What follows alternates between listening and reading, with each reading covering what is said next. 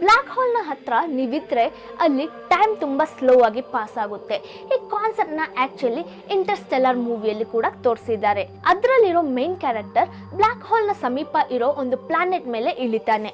ಅವನು ಅಲ್ಲಿ ಸ್ಪೆಂಡ್ ಮಾಡೋ ಪ್ರತಿ ಗಂಟೆ ಕೂಡ ಆ ಗ್ರಹದಿಂದ ಆಚೆ ಇರೋ ಜನರಿಗೆ 7 ವರ್ಷಕ್ಕೆ ಸಮಾನ. ಅಷ್ಟು ಟೈಮ್ ಡೈಲೇಷನ್ ಆಗ್ತಿತ್ತು ಆ ಫಿಲ್ಮ್ ಅಲ್ಲಿ ಬ್ಲ್ಯಾಕ್ ಹೋಲ್ಸ್ ಇಂದ. ಇದು ಸೈಂಟಿಫಿಕಲಿ ಅಕ್ಯುರೇಟ್ ಆಗಿರುವಂತ ವಿಷಯ. ಆಕ್ಚುಲಿ ಹಾಗಾಗುತ್ತೆ. ಆದ್ರೆ ಬ್ಲ್ಯಾಕ್ ಹೋಲ್ಗೆ ಅಷ್ಟು ಹತ್ರದಲ್ಲಿದ್ದು ಅಲ್ಲಿ ಬದುಕಿರ್ಬೋದಾ ಇಲ್ವಾ ಅನ್ನೋದು ಬೇರೆ ವಿಷಯ. ಅದರ ಬಗ್ಗೆ ನನಗೆ ಗೊತ್ತಿಲ್ಲ. ಬ್ಲ್ಯಾಕ್ ಹೋಲ್ಸ್ ನ ಯೂನಿವರ್ಸ್ ಅಲ್ಲಿ ಅತ್ಯಂತ ಹೆವಿಯೆಸ್ಟ್ ಆಬ್ಜೆಕ್ಟ್ ಅಂತ ಹೇಳಲಾಗುತ್ತೆ. ಅಷ್ಟೇ ಅಲ್ಲದೆ ಲೈಟ್ ಸಹ ಬ್ಲ್ಯಾಕ್ ಹೋಲ್ ನ ಹತ್ರ ಹೋದ್ರೆ ಬೆಂಡ್ ಆಗುತ್ತೆ ಅಂತ ಹೇಳ್ತಾರೆ.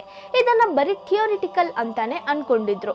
ಆದ್ರೆ ಕೆಲವು ವರ್ಷಗಳ ಮುಂಚೆ ಒಂದು ಟೆಲಿಸ್ಕೋಪ್ ಬ್ಲ್ಯಾಕ್ ಹೋಲ್ ನ ಮೊಟ್ಟ ಮೊದಲ ಫೋಟೋನ ತೆಗೆದು ಪ್ರೂವ್ ಮಾಡ್ತು. ಅಷ್ಟೇ ಅಲ್ಲದೆ ಬ್ಲ್ಯಾಕ್ ಹೋಲ್ಸ್ ನ ಹತ್ರ ಇರೋ ಯಾವುದೇ ಆಬ್ಜೆಕ್ಟ್ಸ್ ಅಥವಾ ನಕ್ಷತ್ರಗಳನ್ನ ತನ್ನೊಳಗೆ ಸೆಳ್ಕೊಳ್ಳುತ್ತೆ. 10th ಏಪ್ರಿಲ್ 2019 ಅಲ್ಲಿ ಇವೆಂಟ್ ಹಾರಿಝಾನ್ ಟೆಲಿಸ್ಕೋಪ್ ಒಂದು ಫೋಟೋ ತೆಗಿತು. ಅಂಡ್ ಆ ಫೋಟೋ ಸೋಷಿಯಲ್ ಮೀಡಿಯಾದಲ್ಲಿ ವೈರಲ್ ಕೂಡ ಆಯ್ತು.